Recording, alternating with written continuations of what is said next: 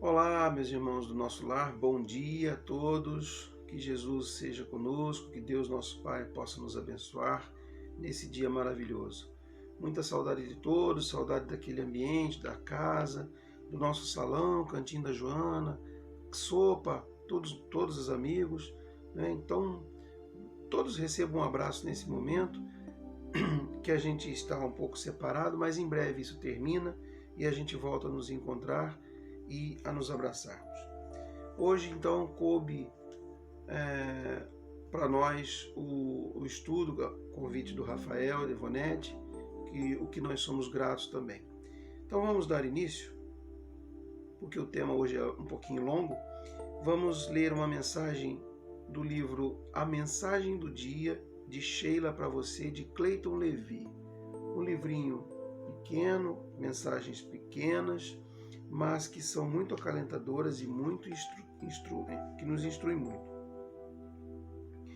Intitulado Na Ajuda aos Enfermos. Não se constrói um edifício num só dia. Antes de levantar a obra, é necessário que engenheiros desenvolvam cálculos e medições. Em seguida, operários capacitados e aplicados se dão à execução do projeto. Só depois de os alicerces estarem firmes e as estruturas bem equilibradas é que o prédio pode abrir as portas. Assim, também na tarefa de intercâmbio, particularmente dedicada à restauração da saúde física. Natural que os companheiros envolvidos experimentem dúvidas e hesitação. Todavia, havendo o devido planejamento nas bases da doutrina dos espíritos, o método se estabelece, garantindo segurança e eficiência. Evidente que em toda atividade humana, os participantes não estão livres de equívocos. Entretanto, desde que a nossa vontade esteja conjugada ao discernimento e ao estudo, a tarefa transcorre sem grandes abalos. Se a trajetória apresenta desvios, voltemos ao caminho adrede planejado e sigamos para a frente. Nem a pretensão da infalibilidade, nem o receio de errar em demasia. Guardemos o equilíbrio em nossas ações e o mais alto, que tutela todas as atividades a serviço do bem, nos proverá de luz e orientação, a fim de que nós possamos continuar servindo de maneira irrestrita à humanidade sofredora, nossa eterna irmã. Eu vou repetir então um pedacinho para a gente, né? Para a gente pensar e meditar sobre essa leitura. Evidente que em toda a atividade humana, os participantes não estão livres de equívocos. Então, até para nós mesmos espíritas, nós não estamos livres de equívocos. E como temos esses equívocos, não é? Vamos, então, fazer nossa prece inicial. Eu gostaria que todos vocês, nesse momento aí em casa, como de costume eu faço nas outras palestras gravadas, gostaria que vocês, nesse momento, parassem um pouquinho. O que estão fazendo no momento, sua comida, seu almoço, o seu trabalho, o seu estudo, pare um pouquinho, sente-se, feche os seus olhos e leve o pensamento ao nosso salão de palestras, ou, como muitos gostam, ao cantinho da Joana. Vamos então entrar em sintonia com aquele ambiente, ouvindo essa música baixinha que nós colocamos de fundo, para que a gente se sintonize com a espiritualidade, esqueça os problemas momentâneos, aí de casa, lá de fora. Se você está no carro, na rua, com fone, leve seu pensamento também. E assim vamos orar. Deus, nosso Pai, querido Mestre Jesus, amigos da espiritualidade, os nossos mentores, a todos aqueles amigos que vão na casa, nosso lar, no nosso cenol, para que possamos nesse momento, Senhor, estar comungando, todos no mesmo sentido, numa mesma vibração. Abençoa-nos, ó Pai, nesse dia, nesse momento. Ilumina-nos nossos pensamentos para que possamos fazer um estudo de proveito e que possa nos acalentar. Ilumina-nos, Senhor, orienta-nos, instrui-nos. Dai-nos, Senhor, a intuição necessária para falarmos sobre o assunto de hoje. Abençoe a todos, Senhor, abençoe nosso planeta, o nosso Brasil, nosso estado, nosso movimento espírita, nossa cidade. Abençoe todas as casas espíritas, todas as religiões e principalmente, Senhor, todos aqueles que se encontram enfermos e aqueles que estão em busca e ajudando na cura. Abençoe-nos hoje e sempre, Senhor, que assim seja. Graças a Ti, Senhor. Então vamos à nossa palestra de hoje. Bom, vamos lá então ao nosso estudo de hoje. Nosso tema é um tema interessante, um tema atual, que acontece, conosco. Nós vemos acontece conosco, e vamos entender o que a doutrina espírita tem a nos falar sobre esse tema de hoje. Daí então a indissolubilidade do casamento, ou seja, o divórcio, E como a gente costuma fazer, a gente vai, sem mais delongas, entrar com um conto. Mas antes eu queria mostrar para vocês o livro de Francisco Casageiras, Existe Vida Depois do Casamento. No livro que eu tenho está na 10ª edição, editora M. Entendeu? Então, vamos ver o que ele, nesse livro e um outro livro de Rodolfo Caligares, fala também sobre o casamento, sobre o divórcio. O texto nós encontramos na internet e ela se passa nos Estados Unidos. Então, é A Vida em Família de Rodolfo Caligari e um conto acontecido nos Estados Unidos. Não tenho como saber se esse conto foi real, mas tudo indica que sim. Eu não conhecia meu pai, porque minha mãe tinha se divorciado quando eu ainda era criança de colo. Uma vez perguntando a uma de minhas tias se eu nunca tivera pai, ela respondeu-me: seu pai foi um demônio que arruinou a vida da sua mãe. Depois disto, sempre o imaginei como um desses demônios dos livros de figuras, com chifres e rabo. E quando no colégio outras crianças aludiam ao pai, eu não sabia o que dizer. Por volta de 7 anos, ao tempo em que ocupávamos 2 quartos pobres, num 3º andar, como alguém tocasse a campainha da porta da frente, que se comunicava com o hall, fui ver quem era. Dei de cara com um homem muito bem vestido, de cartola, e que me disse: sabe onde é o apartamento da senhora Duncan? Eu sou a filha dela, disse eu. Como? Então você é a minha princesinha Pug? Perguntou o estranho personagem. Era assim que me chamavam quando eu era pequenina. Então, bruscamente, tomou-me nos braços e cobriu-me de lágrimas e beijos. Eu não vinha a mim o meu espanto, e quis saber quem assim me acariciava. Sou seu pai, disse-me ele, ainda em lágrimas. Fiquei encantada com o que ouvia e corri para avisar os meus irmãos. Tem aí um homem dizendo que é meu pai. Minha mãe levantou-se, muito pálida e agitada, e refugiando-se no outro quarto, trancou-se às 7 chaves.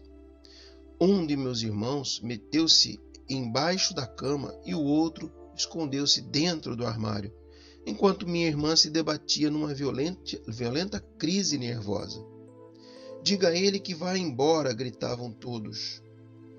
Atordoada, não sabia o que pensar, mas como era uma menina bem educada, voltei ao hall e disse: todos estão doentes e hoje não podem receber o Senhor. Ouvindo isso, ele tomou-me pela mão e convidou-me para dar um passeio. Descemos as escadas e na rua eu saltitava ao lado dele, num estado de verdadeiro maravilhamento à ideia de que aquele belo homem era meu pai e que eu não lhe encontrava nem chifres e nem o rabo do tal demônio com que sempre o comparavam.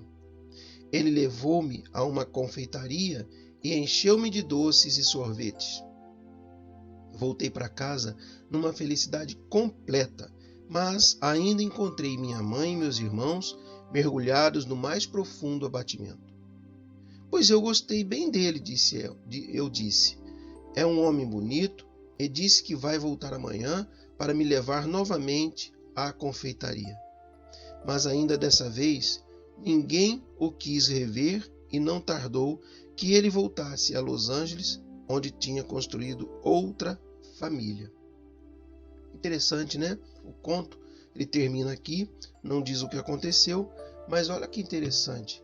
Às vezes as pessoas fazem do outro, né, um ser muito cruel, muito ruim, e que na verdade não é. Apenas foi separado por certas circunstâncias da vida de alguém que ama tanto. E que é o nosso divórcio. Antes da gente começar, eu tenho uma anotação aqui que é bem interessante, que eu peguei do livro Divórcio é a consequência de um casamento frustrado. Realmente, às vezes no início pode não parecer, mas lá no fundo acaba sendo verdade, não é? Um pouco de verdade. Eu sei que tem alguns casos que a gente pode excluir disso, mas é verdade. Esse fato, né, esse conto, ele pode demonstrar para a gente que quando ocorre a separação, nem sempre o cônjuge que fica com a guarda dos filhos, geralmente a mãe, age com a devida caridade para com o outro, fazendo com que eles respeitem o pai ou a mãe que está ausente, tendo por vezes um destes insuflando os filhos detestarem o outro. Gente, geralmente é o que acontece. 90% dos casos acontece isso. Um dos lados sempre insufla, é muito difícil sair bem ileso, né? Graças a Deus, no meu caso, eu tive tranquilidade nesse ponto. Mas na maioria das vezes a gente vê que a situação é complicada, né? Às vezes os filhos sofrem por causa de desavença entre dois espíritos que deveriam, pelo menos, prezar pela guarda, pelo crescimento, pela educação desses filhos. E é o que geralmente acontece hoje em dia, né? Os filhos ficam perdidos e vão para a rua, acontecem coisas mais difíceis com eles. Quando ocorre a separação, nem sempre o cônjuge, como eu disse, que fica com a guarda, age com a devida caridade. A gente já leu, né? Então olha ali a gravura da figura da criança, os dois brigando, a criança com o ouvido, não quero ouvir isso, não quero participar disso, não tenho culpa disso, né? Mas o casamento, o que é o casamento? Olha que interessante a definição, que depois eu vou mostrar de quem é. Contrato bilateral e solene, pelo qual um homem e uma mulher se unem indissoluvelmente. Isso segundo a lei humana, né? Contrato bilateral entre duas pessoas e solene. Solene porque vem toda aquela pompa da festa, da igreja, né? E um homem e uma mulher se unem, no caso, como dizem, indissoluvelmente, ou seja, até que a morte os separe, a morte do corpo, legalizando por ele suas relações sexuais e estabelecendo mais estreita comunhão de vida e de interesse. Entra o interesse. E comprometendo-se a criar e a educar a prole que de ambos nascer. Está aí então, né? Uma gravura. Isso quem falou foi Clovis, olha a data, né? Clovis B. Vilacqua, de 1859 a 1944, foi jurista, magistrado, jornalista, professor, historiador, escritor e crítico cearense. Ele tinha a cadeira número 14 da ABL, Academia Brasileira de Letras, antes da aprovação da lei do divórcio. Então ele dizia isso aí antes da aprovação da lei do divórcio. Mas o divórcio, né? Tá aí o coração tentando ser costurado, mas é difícil. A consequência de um casamento frustrado, como eu disse lá no início, o divórcio ele é a consequência de um casamento frustrado. É um casamento que começou errado talvez, quando começa até bem, mas alguma coisa no meio do trajeto deu errado. Às vezes, muitas das vezes, é a falta de diálogo entre o casal, né? Mas aí a gente tem aqui um trabalho falando sobre a evolução social e moral do casamento, né? Então vamos ver o que é essa evolução. Quando o casamento, então o que nós vamos fazer agora? Nós vamos traçar um paralelo da evolução do social do homem, como ele começou, como ele era no início, e foi crescendo, evoluindo espiritualmente e intelectualmente. Lá, quando o homem era primitivo, ele vivia numa companhia grupal, ou seja, ele vivia em grupos, vivia em cavernas, em tendas que eles próprios armavam, né? Então, viviam em grupos. Cada grupo tinha, né, o seu líder e ali viviam. Não viviam praticamente numa sociedade como nós hoje. A atividade sexual deles era apenas para a perpetuação daquela espécie. Então era uma coisa instintiva, né, que acontecia. Era mais também pela satisfação pessoal, principalmente do homem. E ele, entre aspas, né, capturava a sua presa. Então ele queria aquela ali, ele escolhia aquela ali, ele pegava e pronto. Então isso era lá no homem mais primitivo, não o primitivo na essência da palavra, mas um homem que não tinha uma evolução espiritual, uma grande intelectualidade, né? Com o aprimoramento e no decorrer do tempo, o homem vai mudando, ele vai crescendo, ele vai melhorando, ele vai se aprimorando, né? Então ele passa a ter uns laços mais afetivos com aqueles que o cercam e principalmente com a sua companheira, com a sua esposa. Na época não sabemos como eram os casamentos, mas já existiam pelo menos a afeição entre dois seres ali nesse caso. Então eles se estreitavam esses laços, passavam a se entender mais. Eles passaram então a formar os clãs, o clã da família tal, o clã do grupo tal, e eles viviam em prol desse clã. Então já melhorou um pouquinho, né, na questão primitivista. Não deixava ser de só subsistência, só a vida, só a proteção. Passou a ser mais um entendimento. E aí teve um momento histórico, a partir bem já aqui adiante na história do homem, na Terra, surge aí o matriarcado. Olha que salto que se dá, né? O que vem a ser o matriarcado? É onde a mulher exerce a autoridade preponderante na família. Existiu isso. A gente foi ler no livro do Casaseiras, ele comenta isso também. Então, às vezes a gente pensa, mas será que existiu isso mesmo? Pode não ter existido em todos os lugares, mas existiu. Né? Mulheres de pulso forte, bem lá no passado, e que comandavam aquela família e o homem se submetia a ela tranquilamente. Então tá aí, né? Um desenho interessante. Aí segue a vida e nesse caso aqui prevalece do matriarcado, prevalece a poliandria. Olha que palavra interessante, né? Quase a gente não vê. Poliandria é a mesma coisa que o homem com várias mulheres. Aqui é uma mulher com vários homens.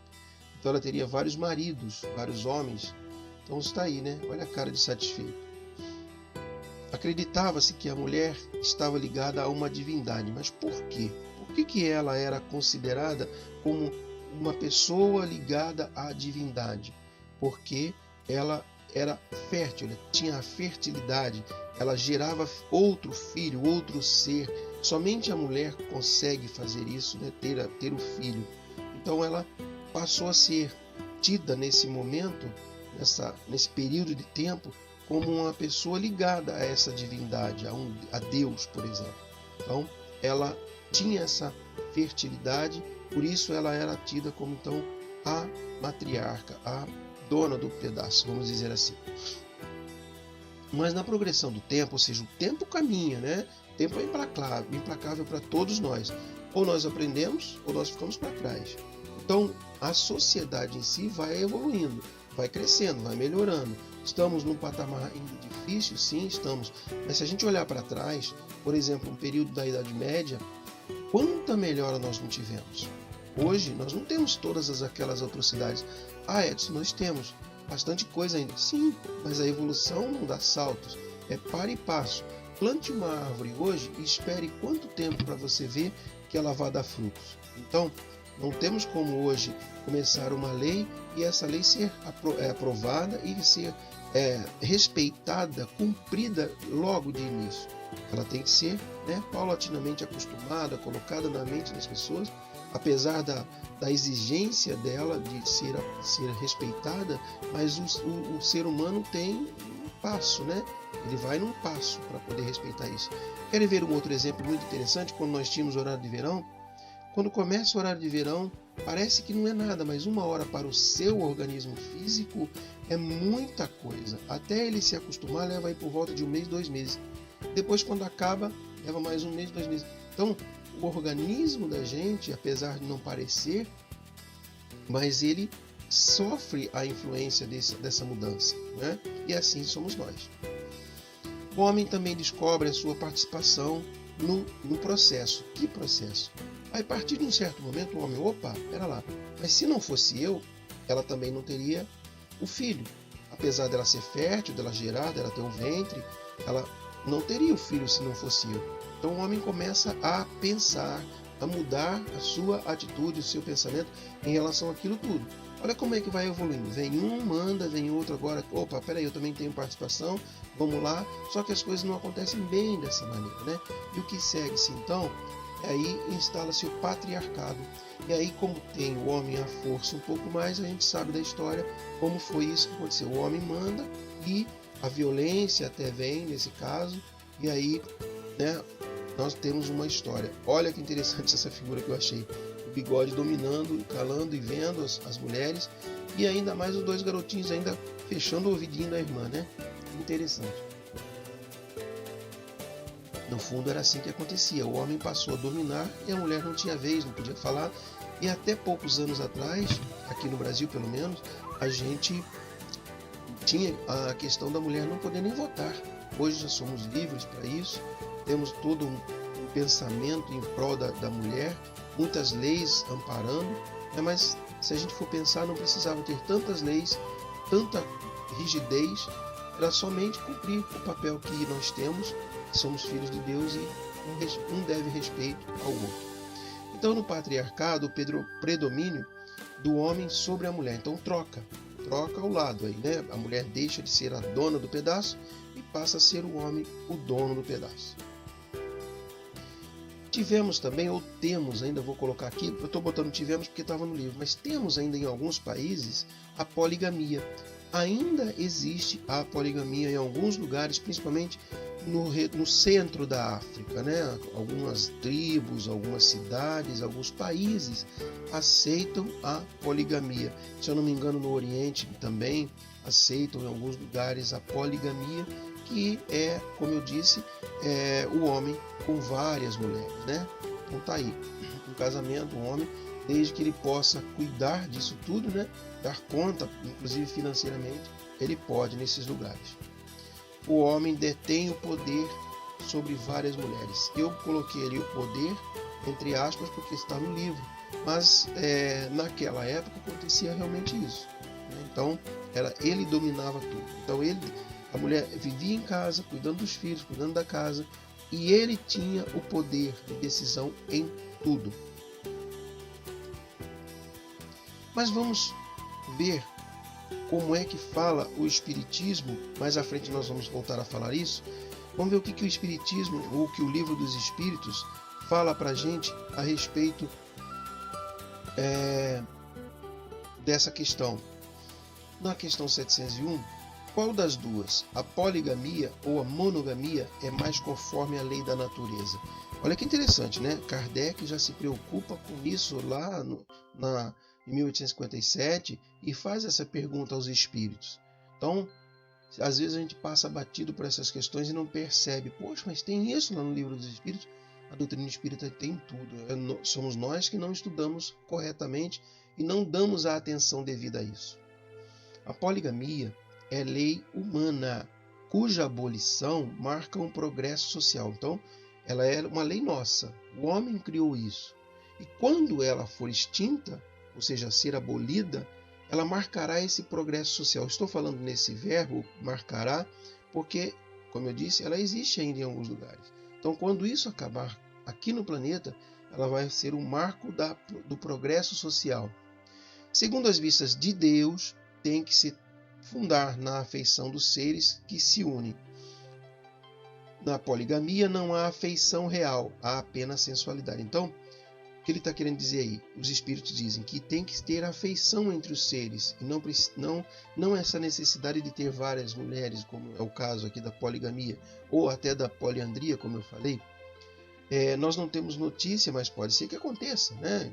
A gente não sabe. Por aí cada um tem um pensamento, uma ideia, uma ascensão espiritual. A gente não tá com, né? Não sabe o que está na cabeça de cada um.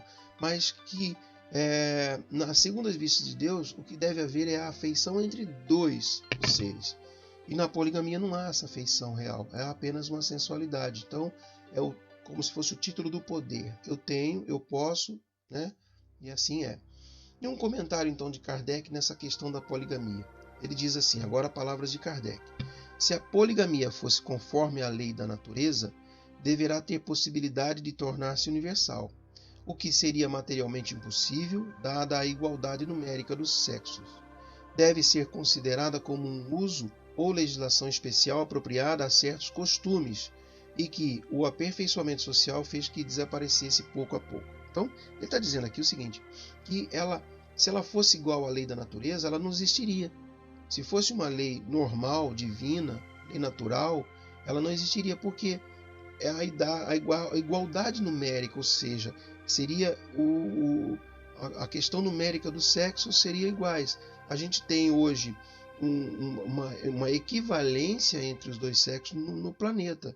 Então não teria como várias mulheres para um homem ou vários homens para uma mulher, porque alguém ficaria sem. Então Kardec comenta mais ou menos isso.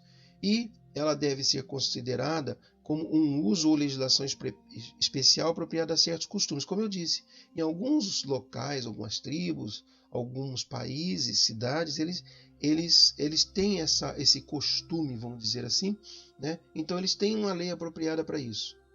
Então, por exemplo, nos países orientais ou da Arábia, uma coisa assim, a lei diz, se você tem condições, pode ter, se não tem, não pode.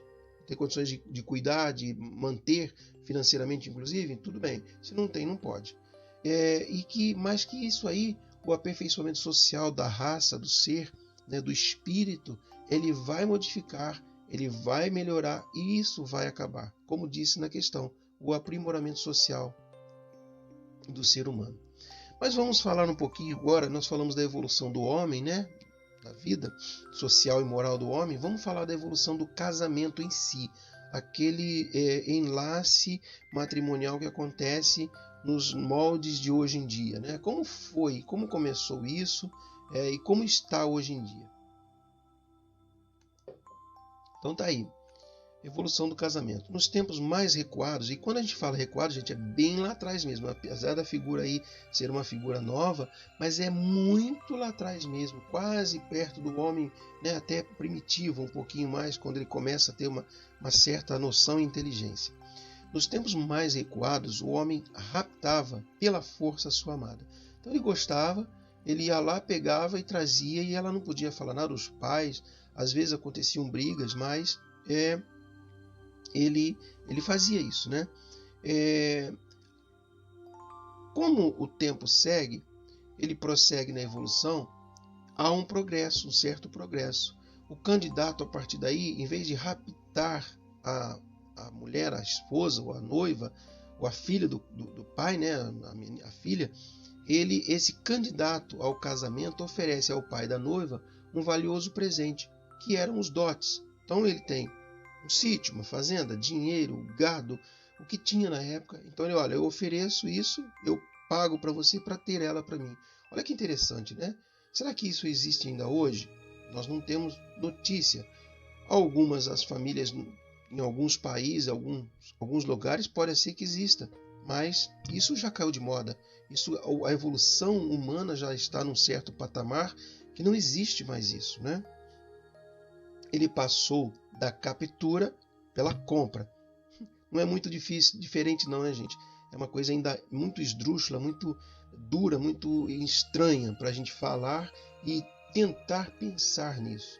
É que nós somos de uma geração atual em que não vemos mais isso.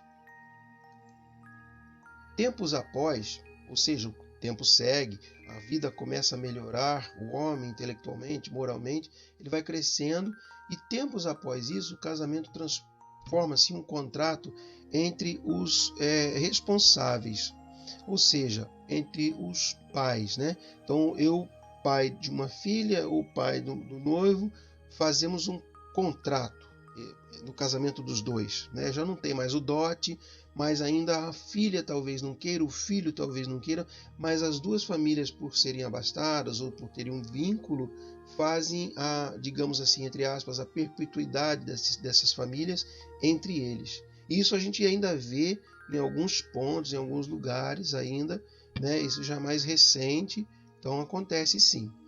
Passa para uma negociação mercantilista ou política. Mercantilista nesse caso aí, a questão como a família tentando, né, proteger o seu patrimônio, as duas famílias ali, política. Há casos até de casamento entre primos, né, mesmo sem quererem, mas para poder manter aquilo ali na família, e a questão até política mesmo. E essa questão política a gente vê muito isso hoje ainda, muito hoje. Aqui, pelo menos no Brasil, né, em alguns lugares a gente vê. Então é isso, entra, tá vendo a Bíblia ali, mas entra a questão do dinheiro ali, do mercantilismo, da política. Mas, com a instalação dogmática da Igreja Romana, ou seja, quando a Igreja Romana ela cresce em poder, ela tem um poder maior do que o governo, do que a política, ela cresce com isso, né? Então ela passa a ter dogmas. A Igreja Romana, católica romana, então ela passa a ter dogmas e ela institui vários dogmas, vários rituais, e um deles, instituído pela Igreja do homem, o homem encarnado, é o casamento. Ele passou então a ter uma formalidade ritualística. Sem aquele ritual da igreja, o casamento não era válido. Não interessava se você tinha já feito o seu registro civil lá do casamento, ter o seu certidão de casamento, não interessava, você tinha que ter o ritual. Se o seu casamento não tivesse sido feito na igreja, ele não valia, para efeitos, né, geral. Então, a igreja, ela impõe a necessidade do aval dela para tal casamento, para tal realização matrimonial. Sem isso, não tinha valor nenhum. Isso caiu um pouco de moda, que a igreja deixou então, há um certo tempo já, de ser a elite da vida, da questão social, e volta à questão do homem, da política, da vida social em si. Então isso foi modificando. As religiões também foram se modificando, foram vendo. Aí vem, em 1857, o Espiritismo, que traz toda uma mudança nessa questão de rituais. Nós não temos rituais nenhum na questão do Espiritismo. Quando vocês verem algum ritual em alguma casa espírita, podem ter certeza que ela não está cumprindo na íntegra o postulado de Kardec, a doutrina espírita em si. Então, qualquer ritual mínimo que se tenha não é uma casa espírita, ela passa a ser espiritualista. Inclusive com roupas ou uniformes, o que querem que seja, tá? A gente já viu isso, é uma casa espírita, mas todo mundo está com a camisa lá, igual um avental. Não, não é isso. Diferente, é claro, de um encontro, de um seminário, onde vem visitantes de fora e a gente precisa ter as pessoas ali com crachá, com a camisa, para serem melhor identificados e, se tiverem alguma dúvida, procurar aquela pessoa que está ali com a camisa do movimento, do dia, ou um crachazinho. Preciso disso, preciso daquilo. Então, em vez de ficar perguntando para qualquer um, né, qualquer pessoa que esteja ali, ela vai direto naquela pessoa. Então, é uma forma de identificação. Mas num seminário, num encontro, como vocês já veem normalmente o que acontece aqui no nosso movimento. Então, o espiritismo e casamento. Não existe ritual de casamento espírita. Não existe ritual de casamento espírita. Nós não temos esse matrimônio, nós não temos esse ritual nas casas espíritas. Anos atrás, até nós ficamos sabendo que na Bahia um centro espírita realizou um casamento. Mas foi por uma questão lá de poderes, vamos dizer assim, de quem estava casando, e que foi até uma certa exigência, me parece, eu li sobre isso, mas também foi um caso em que o dirigente não se impôs, né? Então é muito complicado isso. Mas existe ainda no Brasil isso, tá, gente? A doutrina espírita não prescreve cerimônias, não adota símbolos ou rituais, como eu já disse. Partiu para algum tipo de ritual, seja ele qual for, mínimo possível, está fora de cogitação de ser espírita. Ela passa a ser espiritualista. Não utiliza paramentos especiais. Já me adiantei, já falei sobre isso. Aconselha-se tão somente o matrimônio civil e oração para os nubentes. Ora, o que quer dizer isso? O civil, matrimônio civil, todos nós temos que fazer. É uma condição da legislação, como eu disse. Nós temos que respeitar a legislação do país em que vivemos, né? O homem ainda necessita dessas leis para a sua evolução, para a sua manutenção como ser, como espécie. Então, nós precisamos das leis. Vai chegar um dia que essas leis não serão necessárias porque elas já estão na nossa consciência. Apenas a gente não tira elas de lá e coloca em prática. A gente deixa elas guardadinhas lá e não acessa. Mas não vai precisar, talvez um dia disso. Talvez não, com certeza um dia nós não precisaremos disso. Mas nada impede que você faça a sua festinha, a sua comemoração, vamos dizer assim, e que ali naquela comemoração, fora da casa espírita, está aqui mais à frente, vou me adiantando, que você faça uma oração, faça uma prece, uma música para aqueles nubentes, para ficar ali marcado, porque nesse momento é a ligação com Deus. Mas não há necessidade de se estar na casa espírita para isso, ok? Então, cada um tem seu livre-arbítrio para escolher o procedimento, desde que seja fora da casa espírita. Fora da casa espírita, ok? O casamento como instituição. Como é que é isso? Como é que é a instituição do casamento? Como fica isso, né? Sem um casamento na igreja, vamos dizer assim, sem um casamento com a noiva de branco ali, entrando na casa espírita. Ora, não pode. Como é que eu faço então? Como eu disse, o livre-arbítrio. Cada um pode fazer aquilo que quiser, desde que seja fora da casa espírita, né? Ele constitui um papel importante na formação do lar e da família. O casamento, e não o ritual do casamento. Tentamos entender isso. O casamento em si é a união, né? Como eu disse lá atrás, quer ver?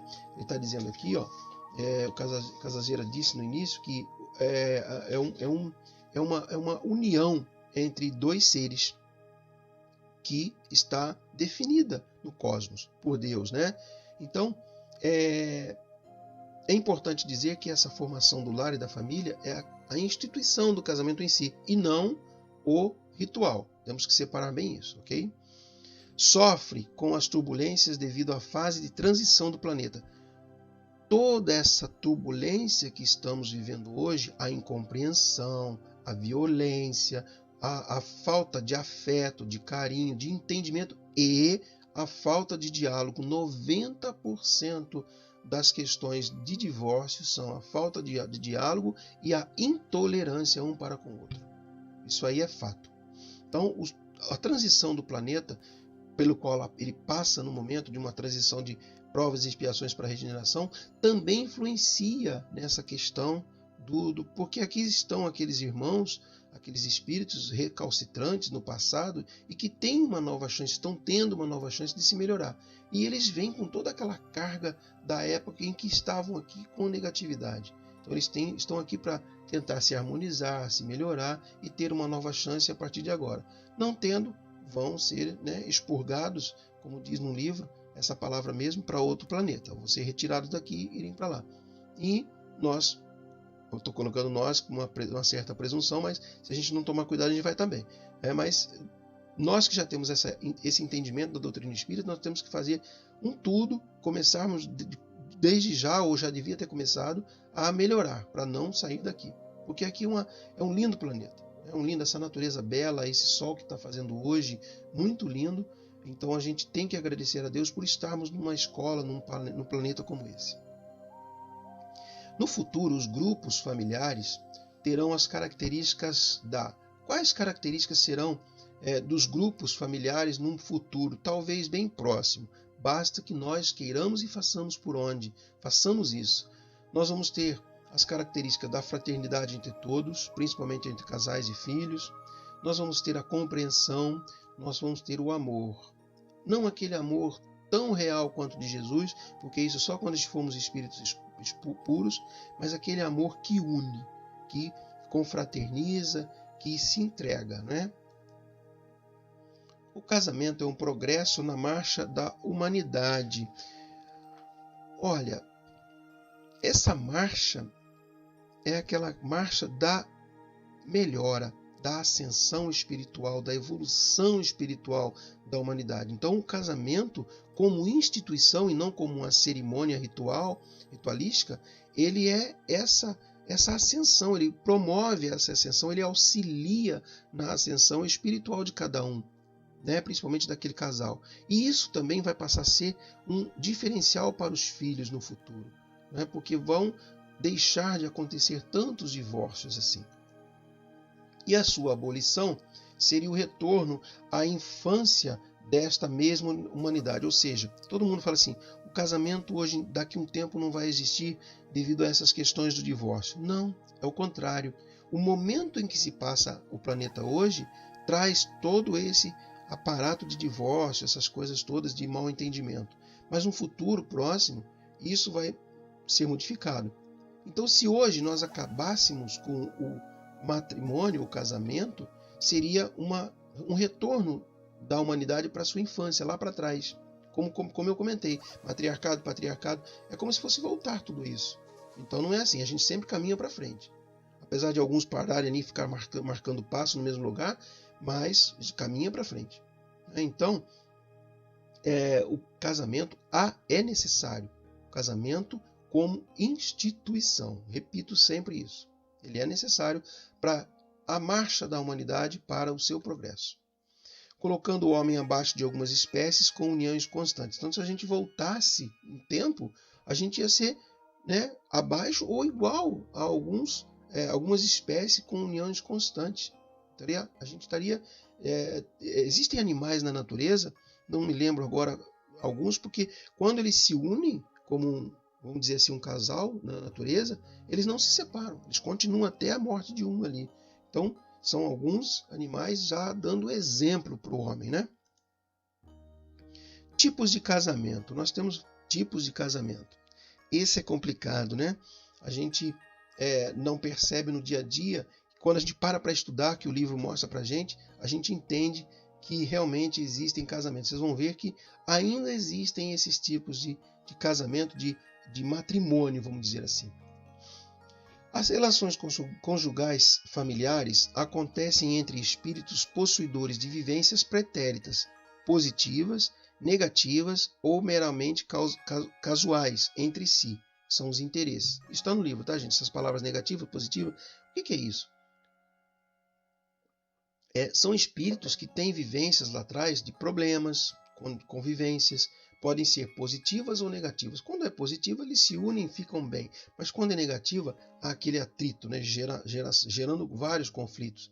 Ou então, meramente casuais. Acontece, eles estão ali, se unem, vocês vão ver mais à frente, não vou me adiantar, por interesses. Que interesses são eles? São vários interesses.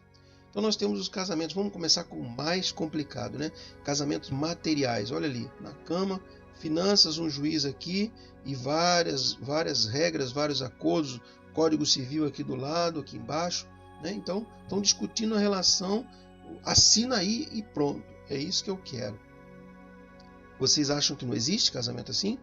Com certeza, existe. Eu falei lá atrás dos matrimônios hoje familiares, que ainda acontece, ou os mercantilistas, né? Lembram ali atrás quando nós falamos? E tem outros exemplos, então ainda acontece. É mais raro, mas ainda acontece.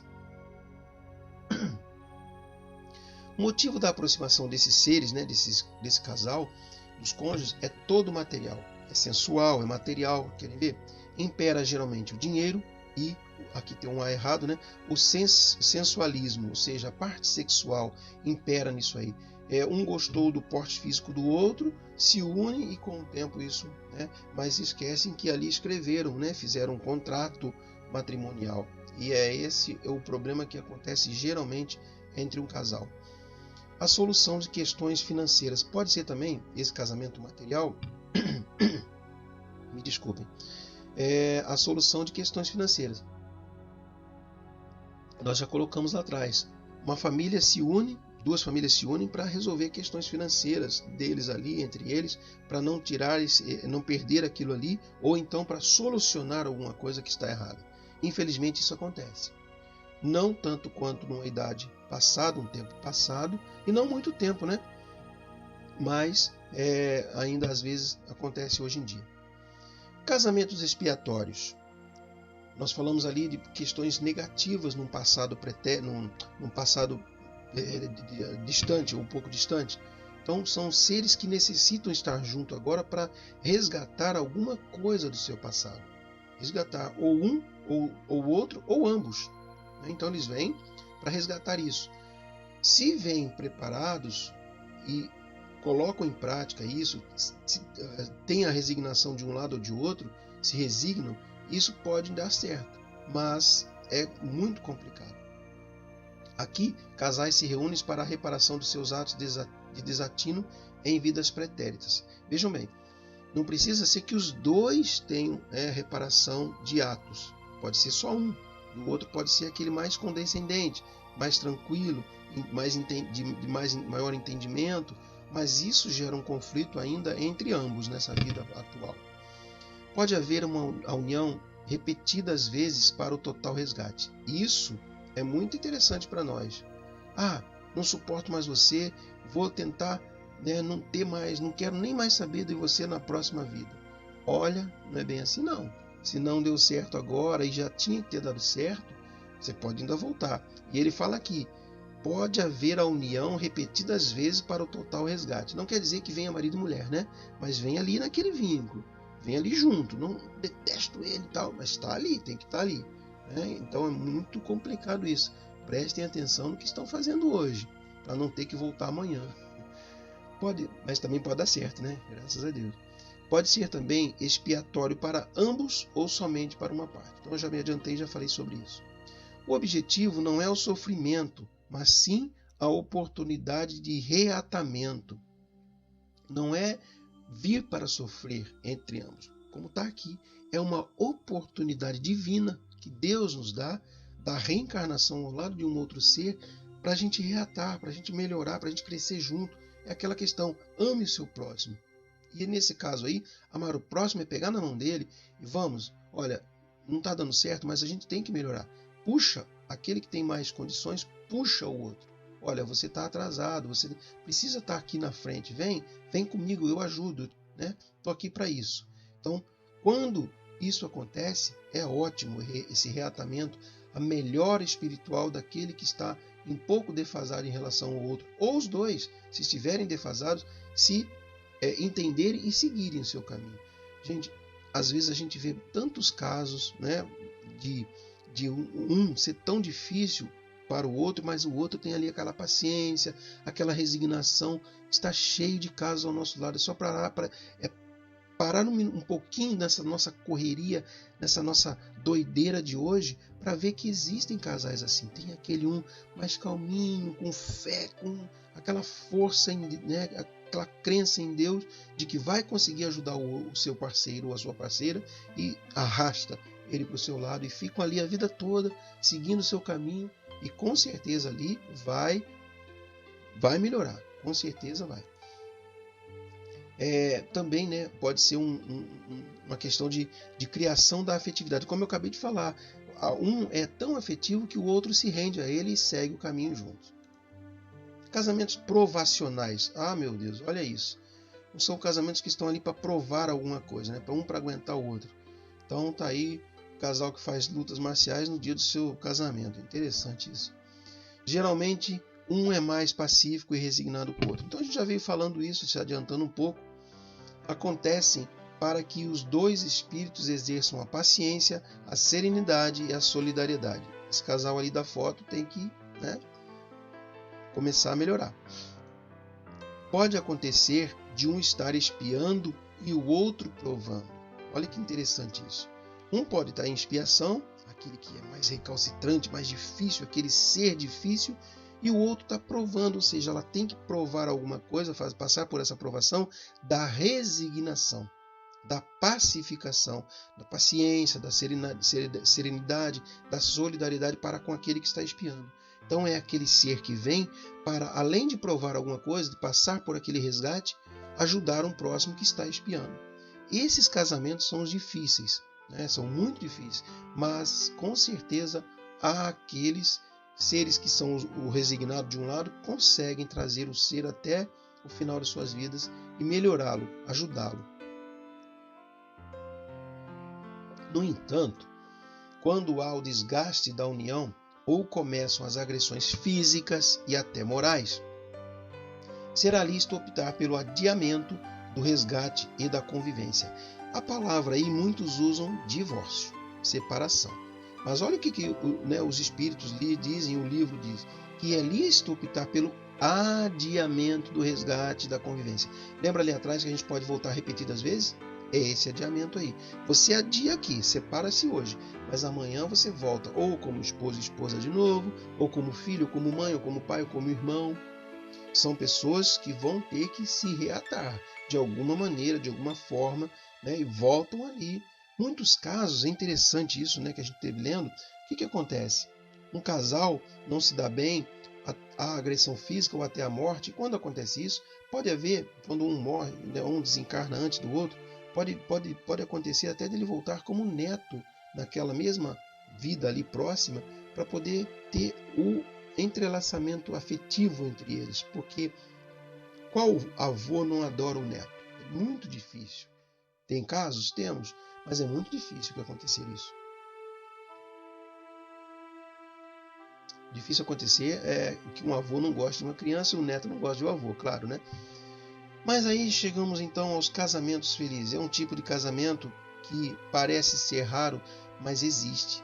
Se a gente, como eu disse, parar um pouquinho dessa correria nossa do dia a dia e olhar os casais, você vai numa praça, vai num lugar bonito assim de recanto, de natureza, você vê ali os casaizinhos juntos. Existem muitos e muitos e muitos casais felizes.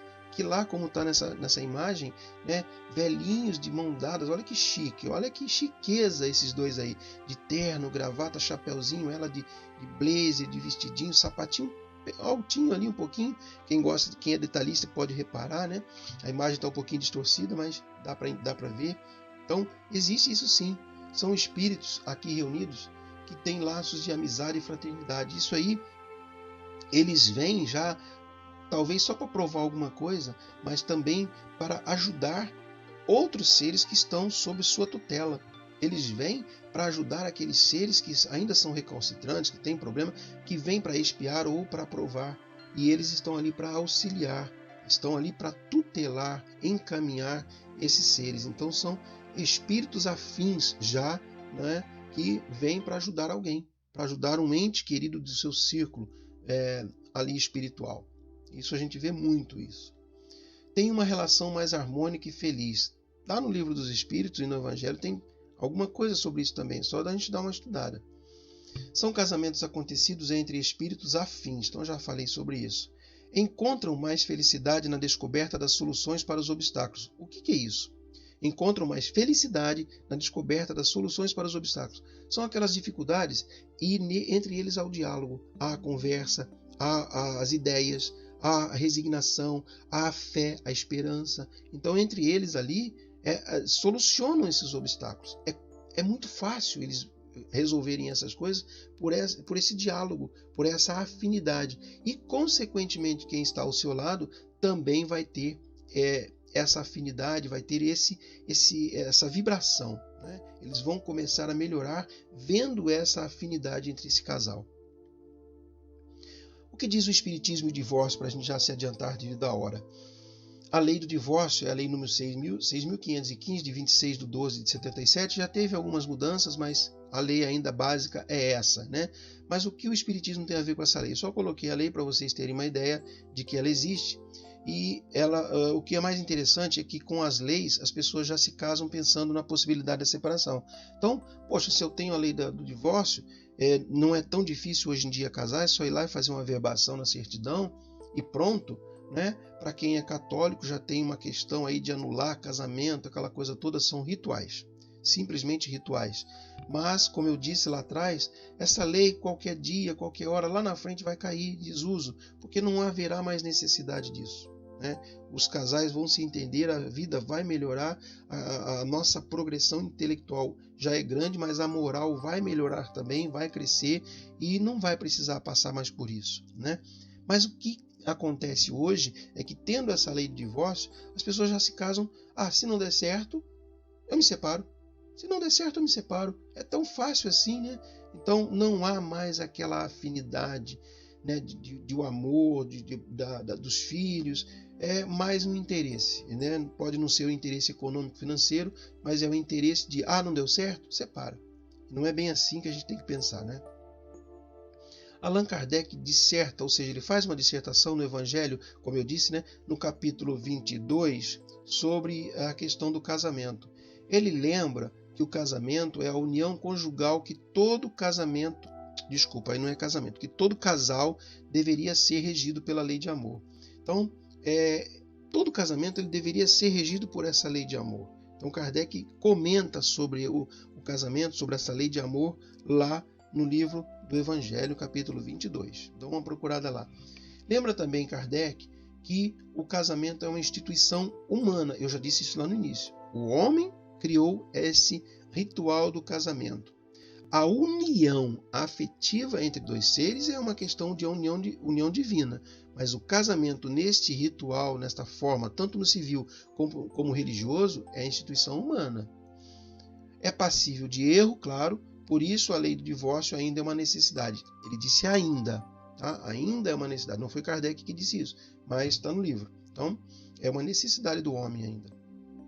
E para a gente terminar, está aí, né, a dissolução, a aliança como representação dessa união de casamento, né, para auxílio a quem tentar salvar a união, mas não consegue, e assim contam com a reconstrução de suas vidas. A lei do divórcio ela está no momento entre nós para auxiliar a quem, né, queira ajudar, salvar a sua união. Ela existe, né, mas a pessoa não consegue, então conta com essa lei para facilitar a reconstrução de suas vidas. Cada um tem seu livre-arbítrio, como a gente já disse. Então, se a pessoa não está bem, está sofrendo violências, ela tem todo o direito de reconstruir sua vida amorosa, afetiva, social. Então, a lei está aí a lei humana, né, para melhorar, para ajudar, a auxiliar por enquanto nessa questão. Quando todos nós formos sensatos, fraternos, solidários, amorosos, nós não teremos mais a violência, não teremos mais essa questão. Então não haverá necessidade da lei do divórcio. É nesse sentido em que nós vimos comentando. Para a gente concluir, encerrar o nosso estudo do dia de hoje, a união entre espíritos é uma lei divina. Então, acabei de falar ali atrás, não o casamento, mas a união de espíritos. É uma lei divina a qual o homem jamais modificará, restando a ele o livre-arbítrio de ir adiando. Lembra lá no slide que eu falei?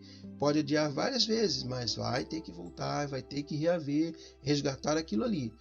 Enquanto não se compreenderem mutuamente, essa união tem que acontecer. Tá? Então, a união entre espíritos, que seria, entre aspas, aqui o casamento, né, entre espíritos, entre aspas, ela é uma lei divina. Então, o que é isso? É a afinidade. Enquanto não houver afinidade entre dois espíritos, né, não tem condições, nós temos que ter afinidade. Lá na frente, espíritos puros, todos nós seremos afins, um com os outros, independente de família, de união, e etc. Todos nós seremos afins. Enquanto isso não acontecer, obrigatório começar entre dois ali, depois entre seu círculo, e assim vai crescendo, e vai aumentando e vai melhorando.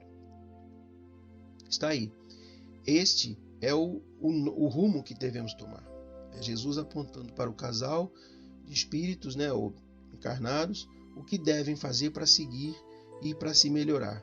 Então, seguindo essas leis, seguindo a lei de Deus, o que Jesus nos trouxe, o que o Espiritismo nos mostra, a gente vai estar seguindo num norte, né, numa condição de melhora, de melhora do espírito.